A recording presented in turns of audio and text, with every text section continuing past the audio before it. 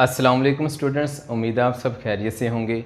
आज हम next topic rectangular coordinate system पढ़ने जा रहे हैं, चैप्टर नंबर 2। और आपको पता है कि गवर्नमेंट ऑफ पाकिस्तान ने तमाम स्कूल और कॉलेजेस को बंद कर दिया है और ये 15 सितंबर तक बंद रहेंगे। तो तब तक हमारी ऑनलाइन क्लासेस रहेंगी। तो हम ये ऑनलाइन क्लासेस में चैप्टर नंबर 2 का अभी जो टॉपिक पढ़ने जा रहे हैं वो है रेक्टेंगुलर कोऑर्डिनेट सिस्टम। फिर जैसे ही ये ऑनलाइन क्लासेस ख़त्म हो जाएंगी, गवर्नमेंट ऑफ पाकिस्तान अलाउ कर देगी, कॉलेज ओपन हो जाएंगे, तो फिर हम फिज़िकल क्लासेस में पढ़ना शुरू कर देंगे। तो तब तक पढ़ाने का अंदाज़ ये होगा कि मैं आपको यूट्यूब पे वीडियो एक अपलोड करके दूंगा, उसका लिंक आपको प्रोवाइड करूंगा व्हाट्सएप ग्रुप में और माइक्रोसॉफ्ट टीम पे। आप वहाँ से वो लिंक ओपन करेंगे और वो वीडियो लेक्चर देखेंगे, जैसे कि ये आज का वीडियो लेक्चर आप देख रहे हैं। ठीक है, वो देखने के बाद माइक्रोसॉफ्ट टीम पे आ जाएंगे। वहाँ पे आप भी और मैं भी सब स्टूडेंट्स ऑनलाइन होंगे। आपका कोई क्वेश्चन होगा, कोई बात समझ नहीं होगी, जैसे ये टॉपिक आज आपने समझा, इसमें कोई क्वेश्चन है, कोई बात समझ नहीं है, तो वो आप मुझसे लाइव माइक्रोसॉफ्ट टीम पे समझ सकेंगे। ठीक है बच्चों, तो आइए हम नेक्स्ट लेक्चर को शुरू करते हैं। बच्चों, आज का टॉपिक है रेक्टेंगुलर कोऑर्डिनेट सिस्टम और इस टॉपिक का सेकंड नेम है कार्टियन कोऑर्डिनेट सिस्टम। दोनों ही इसके नेम हैं। पहला नेम मैंने क्या बताया, रेक्टेंगुलर कोऑर्डिनेट सिस्टम, और सेकंड नेम क्या बताया, कार्टियन कोऑर्डिनेट सिस्टम। दोनों को सेम ही कंसेप्ट है। अब इसका कंसेप्ट क्या है तो देखिएगा बच्चे, मैं यहाँ पे 2 लाइन्स ड्रा करता हूँ। लेट करें ये फर्स्ट लाइन है और ये सेकंड लाइन है, ये फर्स्ट और सेकंड, ये जैसे मैंने मार्कर रख दी है, तो ये 2 लाइन्स ड्रा कर दी। इसमें जहाँ पे ये लाइन्स कट कर रही हैं, इस पॉइंट को कहेंगे ओरिजिन, और इन 2 लाइन्स का नाम रख देंगे कोऑर्डिनेट एक्सिस। क्या नाम रख देंगे, कोऑर्डिनेट एक्सिस। अब इन 2 लाइन्स को, जिसमें ओरिजिन भी आ रहा है, ठीक है, इन दोनों को कंबाइन कह देंगे रेक्टेंगुलर कोऑर्डिनेट सिस्टम।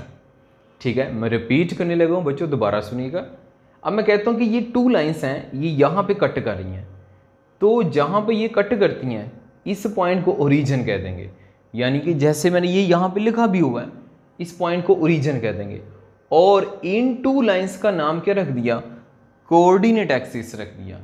ठीक है, ये कोऑर्डिनेट एक्सिस यानी ये 2 लाइन्स और ये ओरिजिन, इन दोनों को कंबाइन क्या नाम देंगे, रेक्टेंगुलर कोऑर्डिनेट सिस्टम।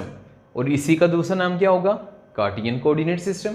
ठीक है बच्चों, तो देखें अब ये रेक्टेंगुलर कोऑर्डिनेट सिस्टम का वर्ड हम रेक्टेंगुलर क्यों लगाते हैं बच्चों, रेक्टेंगुलर इसलिए लगाते हैं क्योंकि इन 2 लाइन्स के दरमियान राइट एंगल बनता है। राइट एंगल कहते हैं 90 डिग्री को, 90 डिग्री बनता है। जैसे मैंने यहाँ पे ड्रा की हुई है, तो देखें ये फर्स्ट लाइन और ये सेकंड लाइन, तो इन 2 लाइन्स के दरमियान बच्चों देखें क्या एंगल बन रहा है, एंगल 90 डिग्री बन रहा है। ठीक है, तो इन 2 लाइन्स को कह देंगे कि ये क्या है, कोऑर्डिनेट एक्सिस है। और जहाँ पे ये कट कर रही है, यहाँ पे कट कर रही है, तो इसका नाम क्या रख देंगे, इसको ओरिजिन कह देंगे। और अब दोनों को यानी कोऑर्डिनेट एक्सिस और ओरिजिन, इन दोनों को कंबाइन क्या पढ़ेंगे, रेक्टेंगुलर कोऑर्डिनेट सिस्टम पढ़ेंगे। और इसी का सेकंड नेम हमने रखा हुआ है कार्टियन कोऑर्डिनेट सिस्टम। तो बच्चों अब देखें मैं इसको डिफाइन करता हूँ, जरा सुनिएगा। 2 lines drawn right angle to each other are known as coordinate axis and their point of intersection is known as origin. The system of coordinate axis and origin is called rectangular coordinate system. System का मतलब क्या है, मैं कह रहा हूँ system का मतलब है जिसमें सिस्टम है, यानी इसमें दोनों आ जाएंगे, ओरिजिन भी आ जाएगा और रेक्टेंगुलर कोऑर्डिनेट एक्सिस भी आ जाएंगे। तो सिस्टम की जब बात करते हैं तो उसमें जितनी भी बातें हों सबकी बात कर रहे होते हैं। यानी मैं कहता हूँ, मैं सिस्टम कहता हूँ, सिस्टम में क्या क्या आ जाएगा, ओरिजिन भी आ जाएगा, ये 2 लाइन्स भी आ जाएंगे। तो इन 2 लाइन्स का नाम कोऑर्डिनेट एक्सिस रखा हुआ है और ये यहाँ पे ओरिजिन है। तो इन सब को यानी जिसमें ओरिजिन और कोऑर्डिनेट एक्सिस आ रहा है, इसका हम नाम क्या रख देंगे, रेक्टेंगुलर कोऑर्डिनेट सिस्टम रख देंगे। इसी का दूसरा नाम कार्टियन कोऑर्डिनेट सिस्टम है। अच्छा बच्चों, ये सिर्फ 2 लाइनें नहीं होती, ये 3 लाइन्स भी हो सकती हैं। जैसे देखें ये मैंने अब 3 लाइन्स ड्रा कर दी हैं।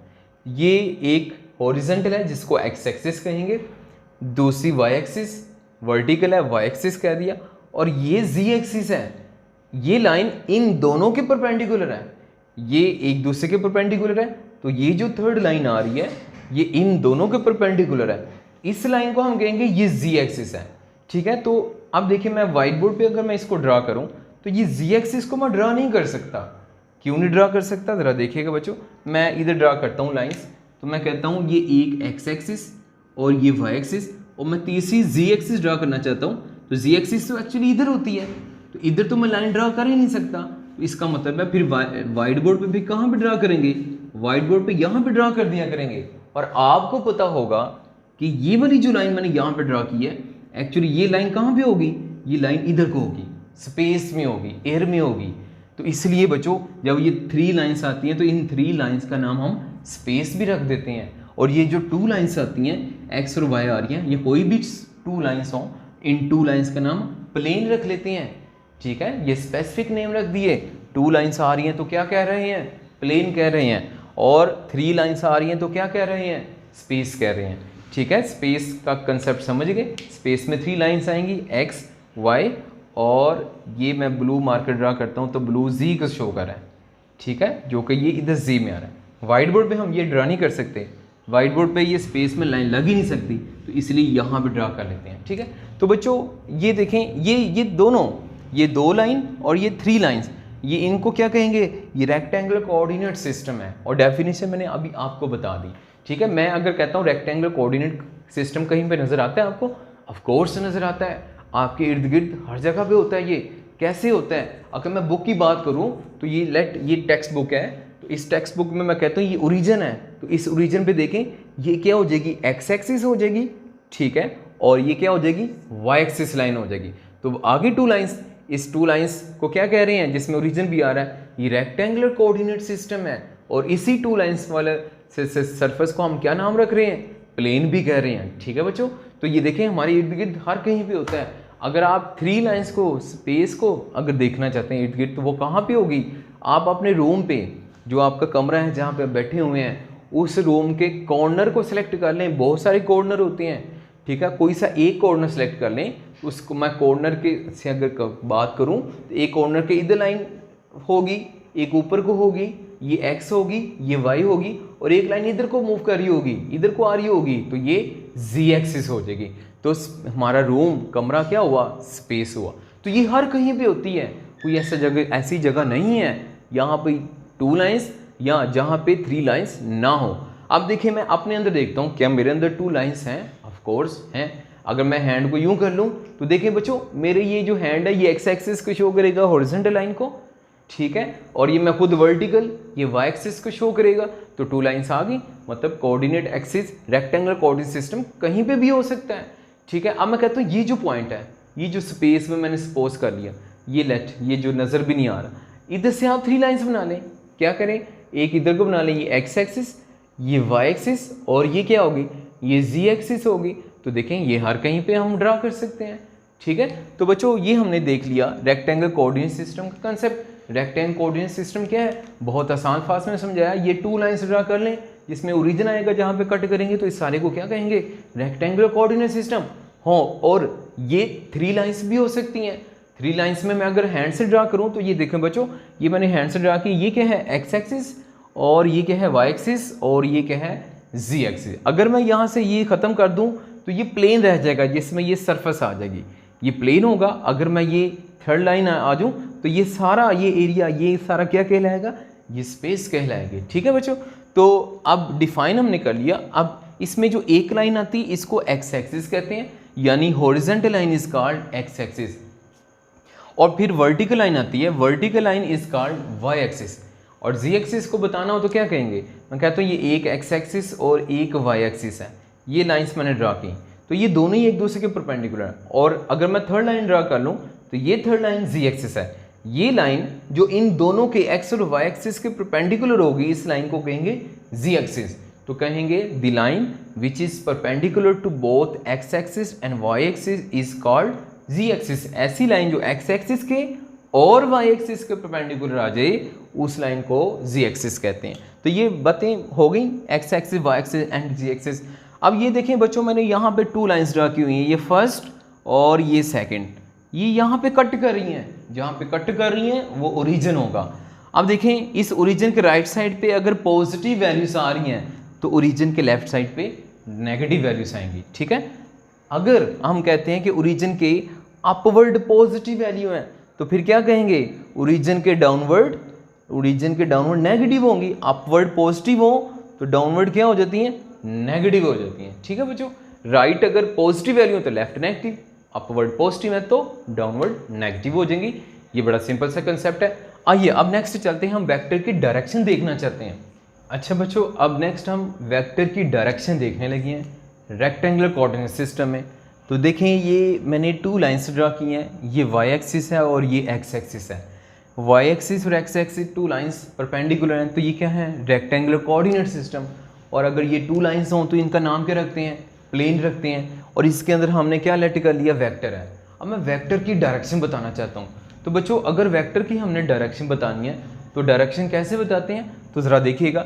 मैं इसको एक इजी कंसेप्ट से आपको बात समझाता हूँ। मैं कहता हूँ कि ये एक्स वाई एक्सिस है और इसमें एक वेक्टर है और कितना एंगल बना रहा है, 45 डिग्री बना रहा है। और इधर देखें, ये वेक्टर अपवर्ड है, तो ये वेक्टर कितना एंगल बना रहा है, ये 90 डिग्री एंगल बना रहा है। तो बच्चों, एक बात आपने याद रखनी है कि एंगल वेरी करेगा तो डायरेक्शन वेरी करेगी। जैसे कि आप देख रहे हैं, एंगल 45 है तो डायरेक्शन इधर को आ रही है, और एंगल 90 डिग्री है तो डायरेक्शन किधर को आ रही है, अपवर्ड आ रही है। तो बच्चों, हम फिर हमेशा ये कहा करेंगे कि जब एंगल चेंज हो जाएगा तो फिर डायरेक्शन भी चेंज हो सकती है।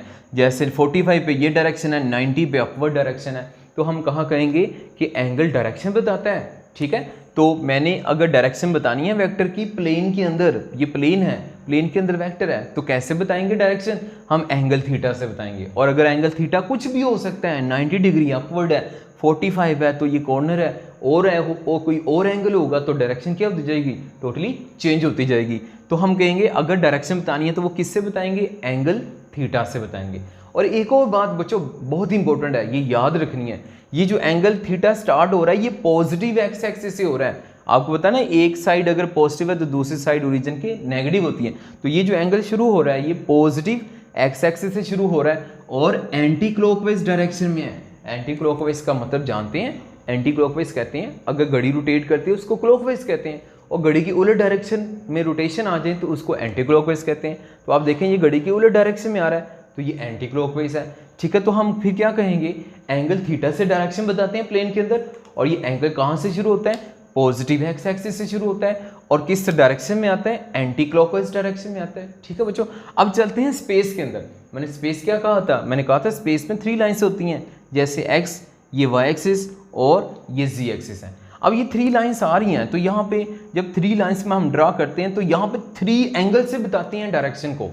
प्लेन के अंदर एक ही एंगल थीटा था, लेकिन स्पेस के अंदर हम जो बात कर रहे हैं 3 एंगल से बताया करेंगे।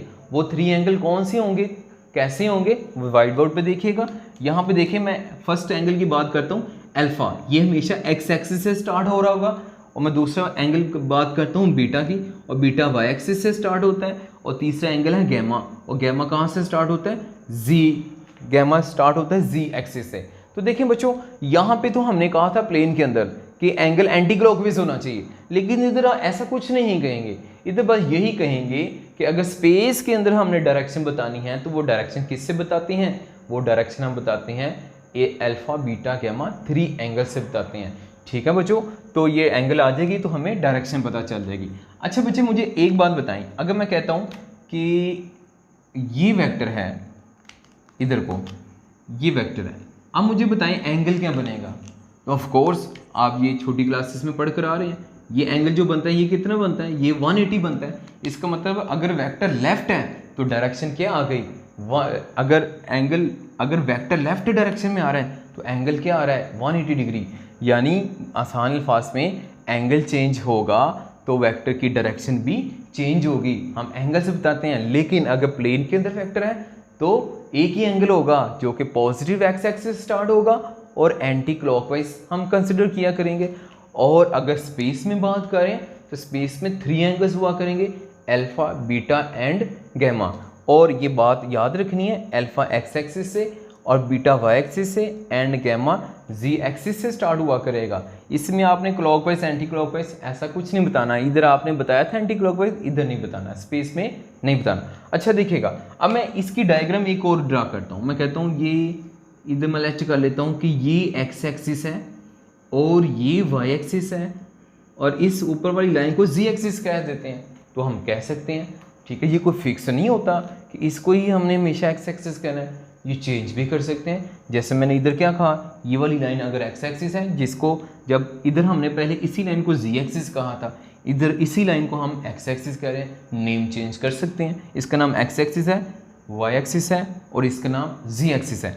और यहाँ पे मैं कहता हूँ कि ये वेक्टर आ रहा है, ठीक है, इस वेक्टर का नाम ए है। अब हम देखते हैं डायरेक्शन बतानी है तो 3 एंगल्स से बताएंगे, वो 3 एंगल्स हम ड्रा करते हैं। तो ज़रा देखिएगा, अब देखें ये वाई एक्सिस है, तो वाई एक्सिस से मैं बता के आ रहा हूँ एंगल बीटा होता है, तो यहाँ पे वाई एक्सिस से एंगल बीटा आ जाएगा, ठीक है। अब जी एक्सिस इधर ऊपर को आ रहा है, तो जी एक्सिस से जो एंगल बनता है इसको क्या कहते हैं, गैमा कहते हैं, ठीक है। अब एक्स एक्सिस यहाँ पे आ रहा है, तो एक्स एक्सिस से जो एंगल बनेगा इसको क्या कहेंगे, अल्फा कहेंगे, ठीक है बच्चों। आपकी बुक में बच्चों ये वाली डायग्राम बनी हुई है, ठीक है, अगर आप अपनी बुक देखें तो वहाँ पे ये डायग्राम ड्रा की हुई है, मैंने ये ड्रा की और साथ ही बुक वाली भी ड्रा कर दी। इधर क्या था, एक्स इधर आ रहा है तो अल्फा इधर आ रहा है, इधर क्या है, एक्स एक्सिस इधर आ रहा है तो यहाँ पे अल्फा आ रहा है, ठीक है। तो आप उसी को देख लेंगे कहाँ पे एक्स एक्सिस, वाई एक्सिस, जी एक्सिस, उसके मुताबिक फिर अल्फा बीटा गैमा आप कह रहे होंगे। हमेशा एक्स एक्सिस से अल्फा कहेंगे, वाई एक्सिस से बीटा कहेंगे, जी एक्सिस से गैमा कहेंगे, ठीक है बच्चों। अब देखें बच्चों, ये जो मैंने आपको बातें बताई, इस बातों में इधर इन टॉपिक के अंदर देखें, ये जो वेक्टर ड्रा किया मैंने, इस वेक्टर की एक होती है टेल, दूसरा होता है हेड।